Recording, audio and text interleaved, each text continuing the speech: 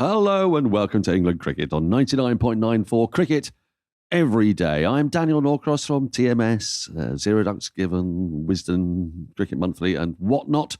And I'm joined, as ever I am, but this time for the first time in 2023, by the chief cricket writer of the Press Association, the puff pastry hangman himself, with his sound excluders on his head, a little bit like Welsh darts ace Gerwyn Price. Hopefully, we'll get a better result for Rory Dollard than we did for Gerwyn. Happy New Year, Rory. Happy New Year, Daniel. I don't wear these because I routinely am barracked here in the house, unlike Gerwyn Price. I wear them because I like them. And I was offered the chance to have the little ear pods for Christmas, like you've got. And I shunned the option. I don't like them. And I instead got new ear cushions. So, I think it makes you look altogether more sort of cuddly like that. Oh, so I'm I'd rather glad. you keep them. I think it's very nice. And a little bit like, what's that Doctor Who chap? Iron Man or something. Oh, yeah. I look I've like no idea what anyway. you're talking about now. No, me neither, really, as you can tell. Right. Today, on to the ladies cricket. and gentlemen, we will. Yes, let's move on to the cricket. Because today we are going to have a very quick look back at where we find ourselves now, 12 months on from where we found ourselves 12 months ago. At the beginning of 2022, it was a very different scene from where it is in 2023. And then we should be looking forward to what is coming up in 2023 in a very broad way. There's some huge stuff. There's an Ashes, a home Ashes. There's a World Cup, a 50-over World Cup. There's a Women's T20 World Cup. That's coming up very shortly. And then finally, we're going to look at, well, potential winners and losers in 2023. Who might shine, who might come from nowhere, and who really has 2022 done for. England Cricket on 99.94 is your new home for English cricket content. We'll be dropping into your podcast feed and on YouTube or the 99.94 app several times every week. So please do rate, review, and subscribe. Thank you for joining Cricket's conversation.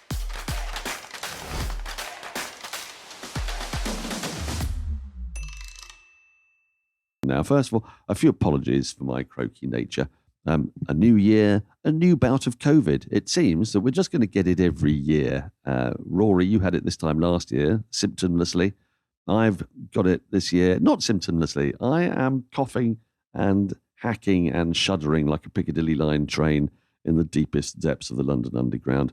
And so if my ribs suddenly explode and all my vital organs fall to the floor live on air, I apologise. But let's hope that that doesn't happen. And let's look forward to a health-filled and magnificent 2023. For England, they can look forward to that. When this time last year, Rory, just remind me, who was in charge of English cricket, both men's and women's, on, well, at the time of recording, January the 5th, 2022? Yeah, well, you say that around this time last year, I was in a hotel room in Sydney with COVID, unable to get out of there. And it does feel like things have changed a wee bit for me, at least. But it is easy because everyone who's following the cricket has been really caught up in this roller coaster of 2022, the success, the change, the dynamic way that England approached their cricket. And it is just worth, I think, in this first podcast of the new year to look back at where we were 12 months previously. And the cast list it's unbelievable. It's England's test captain was Joe Root. England's coach was Chris Silverwood. The director of cricket was Ashley Giles. The chief exec was Tom Harrison. That Lisa Kitely was in charge of the women's team. Almost anybody who you could have looked at to speak to about the direction of travel for English cricket is no longer in their job. I think there was no chair. I think the closest we can get to somebody who is in a sort of similar role to the world last year is Paul Collingwood. He's about the last man standing at the party, which is kind of bizarre, really. They only had one coach instead of two. Chris Silverwood was obviously there. So it's been a profound change, and it's actually struck me at the back end of the year that it does feel like the women's team is really picked up that baton from the men's team, and the just from speaking to the players and the coaching staff in that West Indies tour, which we have covered in reasonable depth, the language, the messaging was very, very similar. this feels now like a pretty unified English cricket approach. And actually, it seems to stretch across formats, across teams, across genders. It's been a profound time of change in this last year, and just worth, I thought, giving that one last thought before we throw ourselves headlong into the next lot. Well, can I just put one name out there that is starting to get a little bit of the credit, but I don't think he really wants it, and that's Rob Key, because Rob Key is an absolutely great example. I don't know if I've mentioned it on this podcast or on other ones of where we get very excited about expertise, and the English cricket establishment has always looked to sort of business people in the last 20 odd years. Before that, they used to look for crusty old ex-players like Gubby Allen and Plum Warner, and there'd be committee men with gin and tonics and ties and blazers, and they knew nothing about the commercial aspects of cricket. They believed that everybody should just be honoured to play for England, should only be paid tuppence halfpenny for doing it, and only get called up at the very last minute. If they got dropped after scoring 60, they didn't need an explanation. And that there was no point in making any money out of cricket because it was superior to that. It was God's own calling.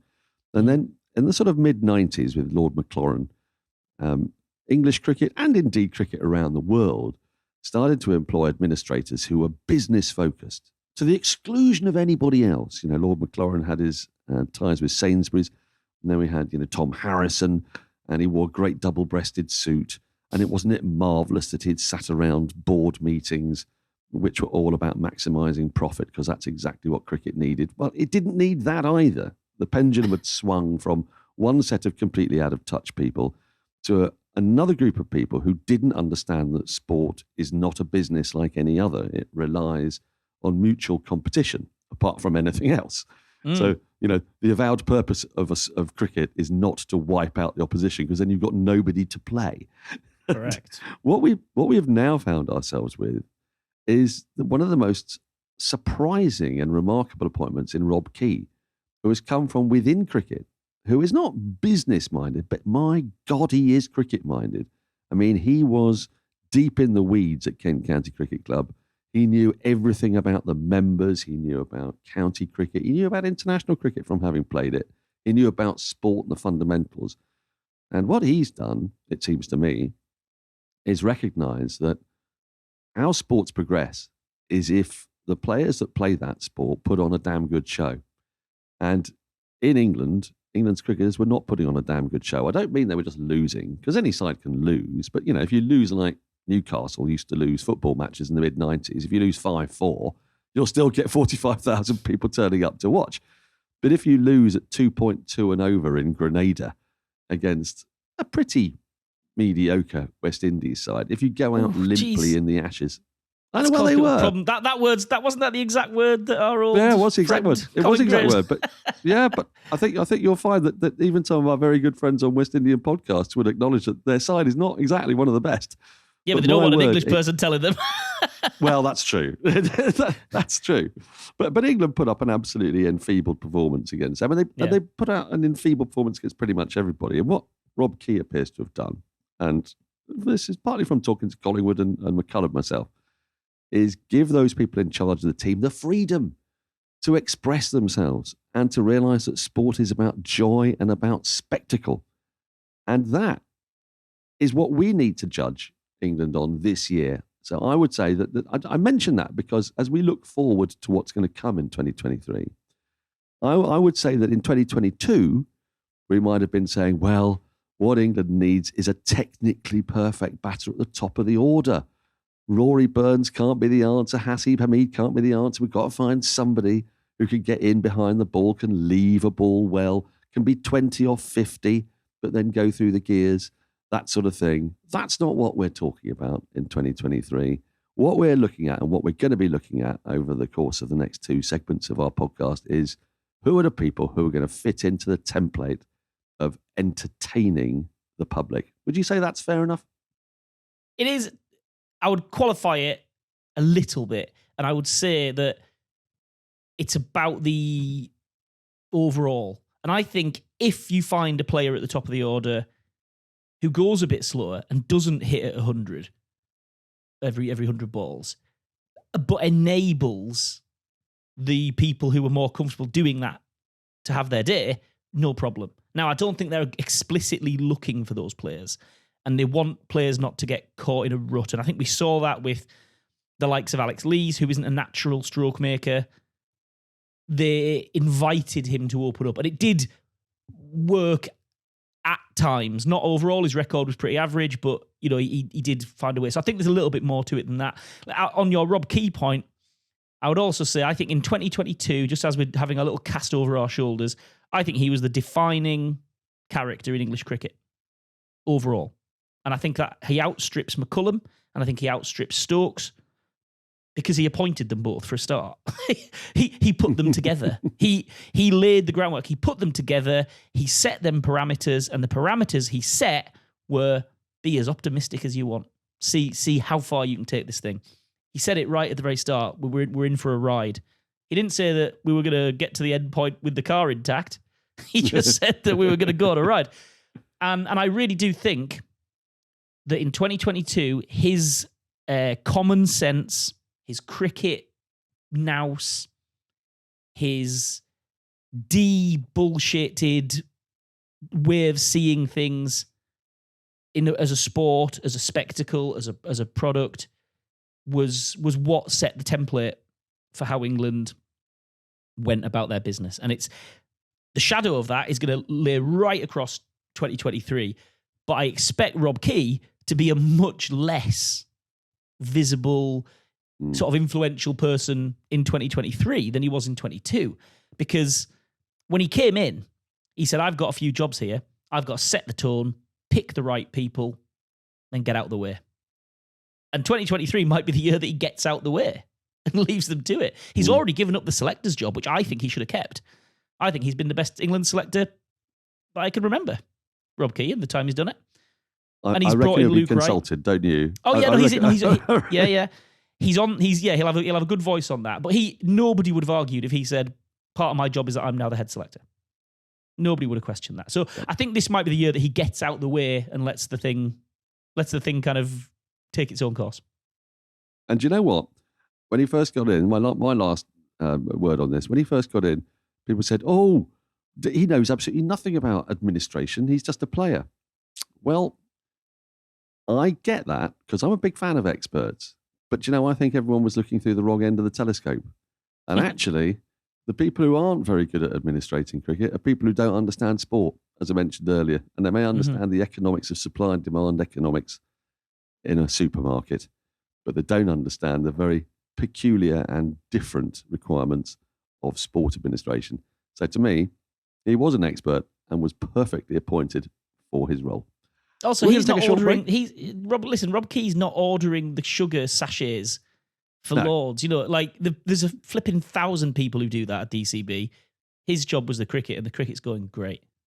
Well, hopefully there'll be slightly fewer than 1,000 now that Thompson and Gould are also in place, because those are people that we haven't had time to talk about. We will be talking about them more this year, I'm pretty darn sure, as they've been reunited, and what a juicy combo they also look.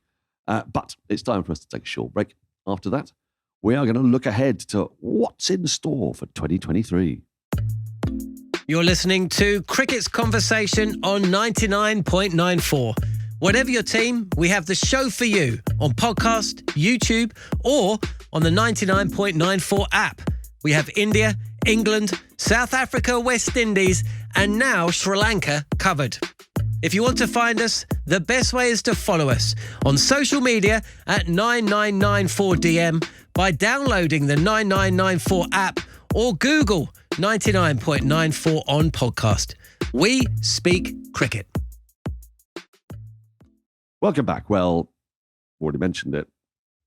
First up, apart from a men's one-day international series, is, well, I suppose there's the Women's Under-19 World Cup, but then the Women's T20 World Cup. There's a short tour of New Zealand, just a couple of test matches. England play Ireland in a one-off match in the summer. They play the men's Ashes. They play a 50-over World Cup. There's a lot on England's plate, and it's very, very varied. We began 2022 with a lot of people saying, looking at the England fixture list, and thinking that it was completely feasible that England would lose all 7 matches. Firstly, against New Zealand and then India, the 2 World Test Championship finalists from 2021. And then South Africa, a resurgent side with a great bowling attack. They ended up winning 6 out of 7. They ended up going to Pakistan winning 3 out of 3. This, I know we are not supposed to look at the Ashes all the time. We're supposed to look at the upcoming challenge. And the upcoming challenge is New Zealand away in a 2-test series. But you'd have to have a heart of stone not to be looking at the Ashes and see that as kind of like there are 3 achievements left for Stokes' test team, aren't there? And that's winning the Ashes at home, winning the Ashes away, and beating India away. Now, those are 3 of the toughest things to do in Test cricket for England. And he's got a chance now, having put some magnificent markers down on his CV, of ticking off one of those. I think it's not unreasonable to look at the year ahead and say that the Ashes is the main event. It's the main course. You know, that's okay. Saying it 3 years out, that's what English cricket does wrong sometimes. And certainly he didn't always get the easiest hand, but probably in retrospect, Chris Silverwood's and to an extent Joe Root, their union was a bit. They talked too much too soon about the Ashes and they didn't look after business. This time, we're sitting in January. The Ashes is coming. It's a double Ashes because the women and the men are dovetailing. It's going to be, you're not going to be able to look around and not see England playing Australia, which is exciting. And also, on a sporting level, it feels like the thing England need to get their hands on because the white ball team are double world champions right now. As we speak, there is a World Cup coming up, but like if England don't go and conquer India, which is no easy feat for an English team, if they don't go to India and walk away as champions, they've won 2 pretty big trophies with this team, and I don't think would hold it too hard against them. I look at the T20 team, and it's in it's a quiet time. I think the men's team hasn't won the Ashes since 15, pre-Brexit. Yeah. We've lived several lifetimes. Coincidence? Well, there's been no Brexit dividend, has there, on that front? No. But you know what I mean? It's a different lifetime. That's a lot of cycles of English cricket have rolled through since England won the series that they set their store by. So I think if English cricket decides, men's cricket and women's cricket, because I think unseating Australia in the women's game in that 3 format points series would be a huge achievement. Probably. Well, I didn't mention that at the top because actually England are massive underdogs for that. Yeah. And the way women's cricket is constructed, Australia is so far out in front of anybody else that what I think England's women are looking, well, not the players themselves, they'll say they're looking to win, but I think people who follow English women's cricket are looking for is a tighter fought series on home soil. But much as you've said about England's men playing a World Cup in India, I don't think anybody's expecting England's women to walk away with an Ashes victory. If they do, then, well, pandemonium and glee and beacons will be lit from Land's End to John O'Groats. I mean, the test match is huge, really, because it's going to have 5 days, proper big ground, Trent Bridge, good crowd. I would highly expect a really, really good crowd. And then that is weighted, the point system is weighted towards that test match. And so often, the weighting of that test match has been irrelevant because it's been a draw. And it's been destined to be a draw, almost structurally. So, like, they say, oh, look at all this, look at what you could have won if you won the test match. We're not going to let you to win the test match because it's 4 days, bit of rain about. So the way that England are going about it, and I said earlier in the podcast, John Lewis and Heather Knight, they are talking positive, aggressive, McCullum-Stokesy cricket. They're going to go into that test match with that mindset, I strongly believe, of we're here to get a result. Because winning that test match is the way you win the Ashes. Well, and they have actually nearly pulled off a test win against Australia in the last Ashes series. It was slightly contrived. They got a not exactly generous declaration, but a declaration they might not have been expecting. They should have lost the test, then they should have won the test, then they probably should have lost the test, all in the space of about an hour. It was a thrilling event, but with 5 days, as you say, that could be the game changer. T20, the T20 World Cup that comes before that will give us just a little bit of an inkling, I think, as to how the John Lewis revolution is going. But it's early days in that. So England have got 4 or 5 months after that to build on however that T20 World Cup goes. They've got a refreshed lineup, and they're going to still have experience within there, the likes of Nat Siver, Heather Knight, Catherine Brunt, Amy Jones, Tammy Beaumont, supplemented, we hope, by Freya Kemp if she recovers from her injury, and Alice Capsey, perhaps not for the T20 World Cup, but for the Ashes, certainly. And then youngsters like Lauren Bell, Izzy Wong as well. So it's got a lot of excitement. I would say that that's one of those things we're going to be just watching the runes for, but going in with hope more than expectation. For the men's Ashes, the problem is that when England have won 9 out of 10 and when they've won 3 out of 3 in Pakistan, when they've beaten all of the best teams actually in the world in the last 6 months, apart from Australia, then that would just be so disappointing because you know the way Stokes plays, there's not going to be a draw. So they could lose 5-0. They could win 5-0. It's such an exciting prospect. And I haven't actually been this excited about an Ashes since 2005. And the reason is because in 2005, I thought that England were finally good enough to give Australia a damn good show. And that was what was so exciting about the Edgbaston test and so depressing when you thought that Australia were going to win. Because you thought, oh no, even then they're going to go 2-0 up and we're still going to lose, but we're better than that. Well, this is sort of my fear for this series as well, is that I think England are actually good enough, but the way they play, they could be 2-0 down in the twinkling of an eye. And it's just going to be a matter of the fans and the players and everybody else. I think the players will be less of a problem. The players have bought in. They're going to keep going. Yeah. They're going to keep on doing the things that they do. But for pundits like us and for fans and for the Twitterati, they mustn't, at the first sign of a 130 all-out, plays 380 with Labuschagne and Smith getting tons, suddenly keen and wail. But what I want to ask you, though, is, look, what does England need to beat Australia? Do they have the ingredients on the pitch already? Or is there something that needs to come right for them? Is there somebody that needs to come through and play in that Ashes that just like finishes that team off? If we were playing Hangman right now and you had a name in your head, I think the first letter I would choose would be J. And then do you reckon? Then it'd be O. And then it'd be FRA. Listen, Jofra Archer adds something. And I think amongst most keen-eyed sort of fans, they know that. And everybody's sort of just desperately sort of crossing their fingers quite quietly that he gets back in the mix. Some people, maybe more casual fan, I've heard a few people, I've had the conversation in the pub. Somebody said to me just before Christmas, because people love to chat cricket to you, said, Archer, though, is he really that good? Yeah. Yeah, he is, yeah.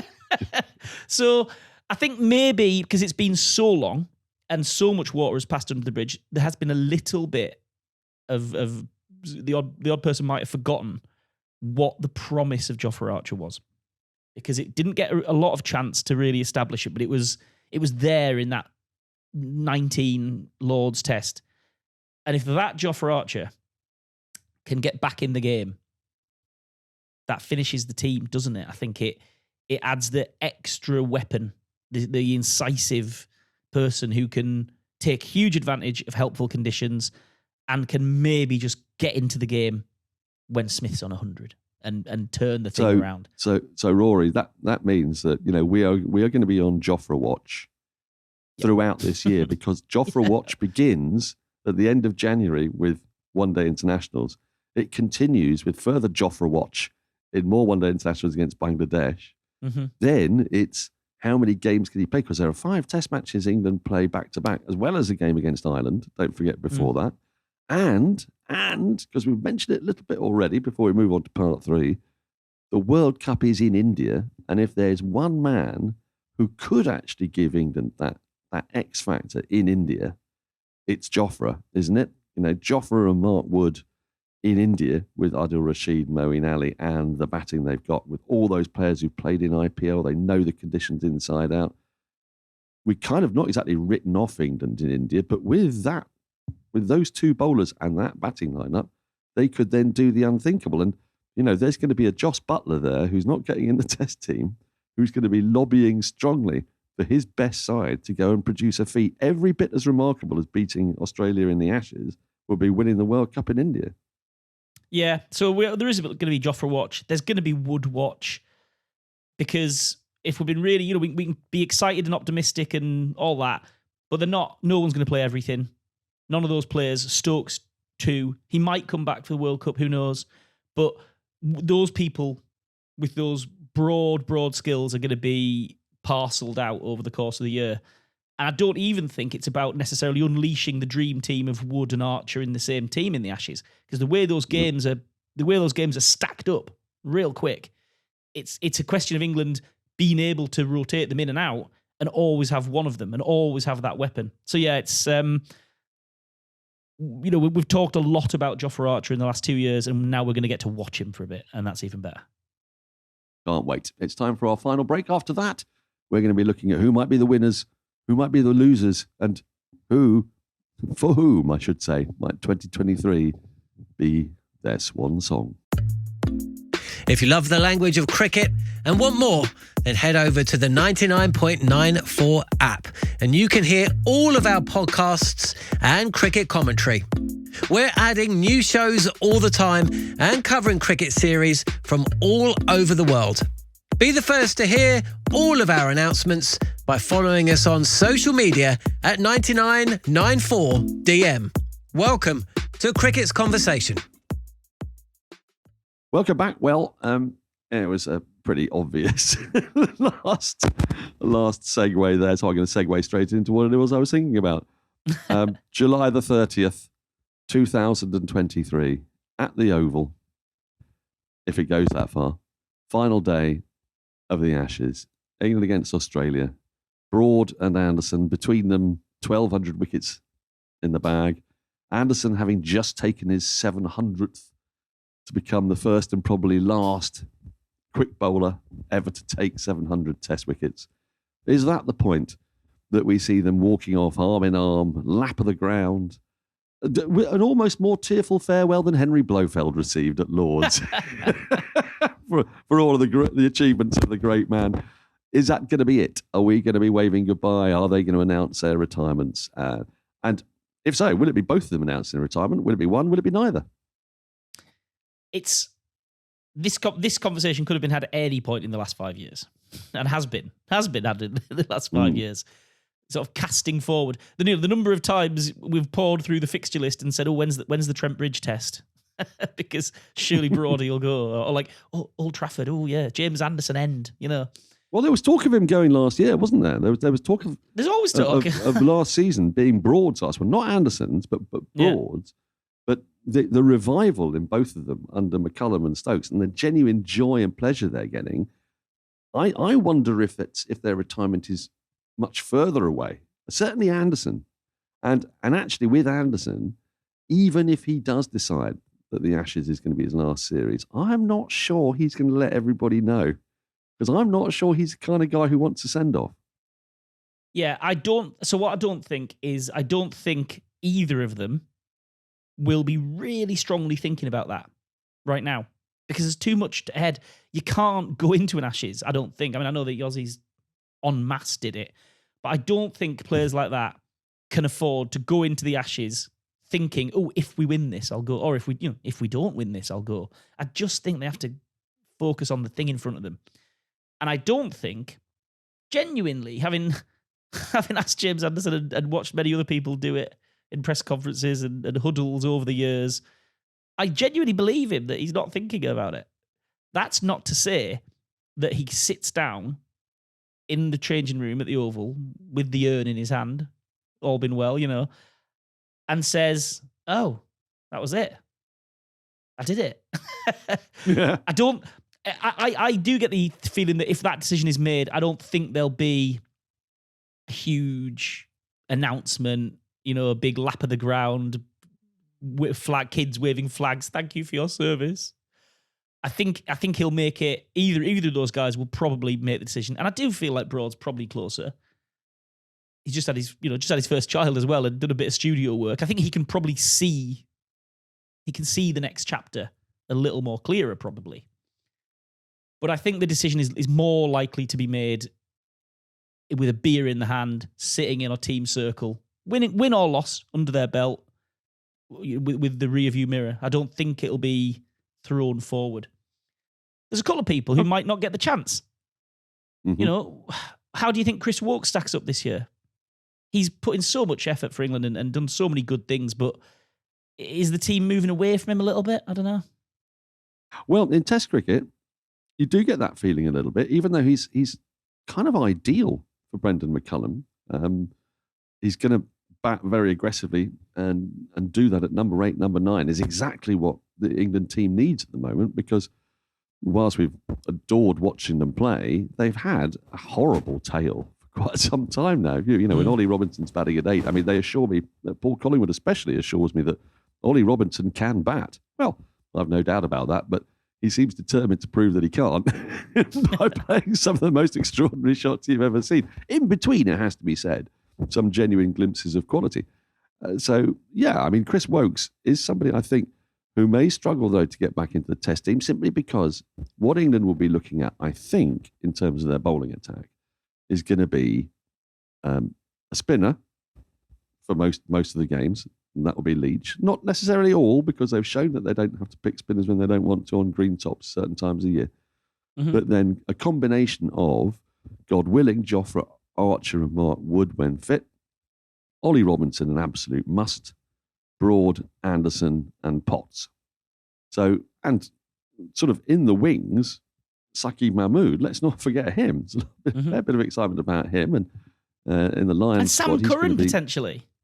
And unbelievable that we're not mentioning the man of the he summer. Kind of sorts that problem as well, doesn't he, down the order? So maybe Wokes. He really does. So Wokes is a long way down the pecking order, but he's not out of the running for the white ball. And and in India, Chris Wokes has got one of the best records in the first 10 overs in a power play for taking wickets in 50 over cricket in the last 6 years, and that's a vitally important role. Listen, there was times when I remember just a few months before the 19 World Cup, Wokes sat down in the West Indies and said, I'm not finished yet. And it was with his he had this chronic knee problem, and he sort of, I think he was 29 then, maybe something like that. And he said, I should be all right, just don't retire me off just yet. So 4 years have passed, 4 years down the line since then. So he has got a few miles on the clock. But I mean, great servant. Nobody wants to see the end of Chris Wokes. But I just wondered if he was someone who might not get to go on his own terms. I don't know. Another one who fits that bill might be Jason Roy. Jason Roy is running out of road a little bit, isn't he? Yep. Because he's already coughed up his T20 spot. He absolutely most definitely is. And he's going to need to get back into form and back into form quite quickly. He's going to have to show selectors that because at the moment, it's the same sort of problem happening time and time again. And there's a fear that it's a terminal decline that he's in. He also doesn't play enough cricket elsewhere. I mean, you notice with other players that they are trying to get games playing first-class cricket or whatnot. I mean, actually, Jason Roy's decline can be timed to the moment that he was mysteriously reprimanded for an event that is still yet to be explained. And then he didn't feature for Surrey at the start of the county championships. He just didn't feel bat on ball. He got very little cricket, really, in the English summer, and every time he did play was in high-profile matches, and he didn't have a good time of it. So I think you're right. He's somebody who's definitely up against it. In terms of other people on their way out or unlikely that we're unlikely to see again, I think we've seen the last of Lees in all probability. He's just been named in the Lions squad, though. I know. Which is interesting, isn't it? It is interesting. I suppose, look, people can get injured as well, can't they? But at the top of the order, England have got an issue because they've got, and we've mentioned this on the programme before. So a really important thing for England this year is how does Johnny Bairstow come back from injury, and when does he come back from injury? Because a fit Johnny Bairstow creates actually all the headaches, and he sends a whole load of other players receding into the memory banks, doesn't he? If Johnny Bairstow's not fit, doesn't come back, it's a really bad break. We do wish him the absolute best, of course we do, but no one knows how you come back from injuries like this. Then that does actually sort of change the landscape. So we've got one really big uncertainty there, haven't we? Which I suppose we'll start to get some inkling of around April, May time. Yeah, and I thought also, it wouldn't be a crying shame if we didn't get to see peak self-actualized, fully evolved Johnny Bairstow against Australia in an Ashes series. Because actually that'd be the big miss, because Johnny Bairstow in that barrel-chested, pumped-up, king of the castle vibe against the Aussies in an Ashes series, that's what we want to see. We don't want to miss out on that. One other name to throw at you who looks a bit further away than they've been for a while is Dom Bess. You know, played a few test matches, Dom Bess. Was part of that South Africa series that was such a good, almost like the sort of the late Indian summer of the Joe Root captaincy. Moved to Yorkshire to get loads of first-class cricket and sort of play a full season as first-choice spinner, and now finds himself still behind Leach, surely behind Rian Ahmed after one game, and albeit he's gone to Australia to play a bit of grade cricket or whatever and sort of expand his horizons a bit, but in the Lions squad that has just been put out, the Red Ball squad, he's behind Jack Carson and Liam Patterson-White. So this is a guy who was potentially, because he was a good package, decent bat, good fielder, looks a bit further away than he has been, and he's got a bit of work to do, I think, before we see him again. Somebody who's come back into the frame, not going to spend any time on him, but Dan Lawrence, which a little bit of a surprise to me. I mean, a pleasant surprise at that, but he's not been forgotten in the selectors' thoughts in red ball at any rate. I think we're going to get an idea of England's white ball plans when they play these two series against South Africa and Bangladesh, because I tell you, that England's 50-over team, it's a long, long time since they won that World Cup, and they've played very few games indeed in the intervening 3.5, nearly 4 years. So where you used to be able to trip off the tongue what the 11 would be, 11/12 for England, depending on conditions, whether Moeen Ali would play or not. You know, if you're at Cardiff, no. If you're not at Cardiff, then yes. Then I'm not sure that you do know England's team at the moment. So that's going to be kind of really good fun watching that. I think we've talked to death about what the England's test team looks like. And it's really about rotating bowlers that we've mentioned and how they solve the top of the order. I want to just finish with the women's team, both in T20 and in the Ashes, which obviously include a T20 element as well as 50-over and Test cricket, because there are players that are coming through in ways that they haven't for years. There's a great slew of them. I don't think we're going to see any more new faces between now and the Ashes. I think they have been introduced and blooded. I guess the question is, well, who's going to be, for whom is this a last chance saloon? And I'm going to kick off with Lauren Winfield-Hill. This feels to me like Lauren Winfield-Hill's last hurrah for England. She's going to have to do something spectacular to keep going into 2024. And who's going to be the one that really excites and enthuses us this year? And I'd love it to be, I hope it's going to be, after recovering from her collarbone injury, I hope it's going to be Alice Capsey, because I think she could be a genuine superstar of women's cricket. Yeah, agree on all fronts, really. I think the emergence of Lauren Bell in particular threatens to sort of hurry Kate Cross a bit closer to the backup job than, because she's done a great job actually, Kate Cross, in helping some of those newcomers through, but eventually there's going to be a bit of a crush at the door. Someone's going to have to wait on the side. It could be Kate Cross. And I also think we've only scratched the surface with Sophia Dunkley as well. She looks like, because there's so many younger players who've come in the last 12 months, she looks like part of the furniture, but she's very young in her career. She's got such ceiling. And I suppose for the T20s, the big question is if they can get Charlie Dean into the T20 team, and does she ultimately, I don't know, does she start putting pressure on Sarah Glenn? I don't know. I don't know about that. But she performed well enough in the West Indies that the question rises. for me, Charlie Dean. I mean, I was mentioning Alice Capsey, which is sort of the young coming through. To think that Charlie Dean, I'm not considering as young. Just the way she played in that controversial game at Lords, the ticker she's got, the competitive attitude. She is an all-round package. She is a fantastic cricketer. I think they're going to try to get her into as many games as possible, especially playing against Australia, because she is tough as old boots, Charlie Dean. And that is exactly what they're going to need when you've got Alyssa Healy talking absolute drivel behind you. It's your batting. You need some serious ticker. Well, that is the end of our preview review of 2022-2023. It's quite a quiet time in English cricket at the moment. England's under-19 women's team has gone out to South Africa for a World Cup. It's a really exciting development, a women's under-19 World Cup. It'll be fascinating to see the young players coming through from a whole host of countries there. But we'll be keeping an eye, obviously, on England. But for representative teams, for English representative teams, that notwithstanding, it's not really until the end of this month. So, Rory, we'll concoct some ideas and be back with you a couple of times a week between now and when things hot up, I guess. We will. We'll see you there. Thank you for listening to England Cricket on 99.94, where we speak cricket every day. Please rate, review, subscribe wherever you enjoy your podcast. You can download the 99.94 app. Follow us on Twitter at Norcross Cricket, in my case, and Rory, your handle. At the RVD. Not the wrestler. Not the wrestler. Different chap. You've got to change it to the Puff Pastry Hangman. Just do it. Just do it. I mean, it's quite long. You get rid of the. Just put Puff Pastry Hangman.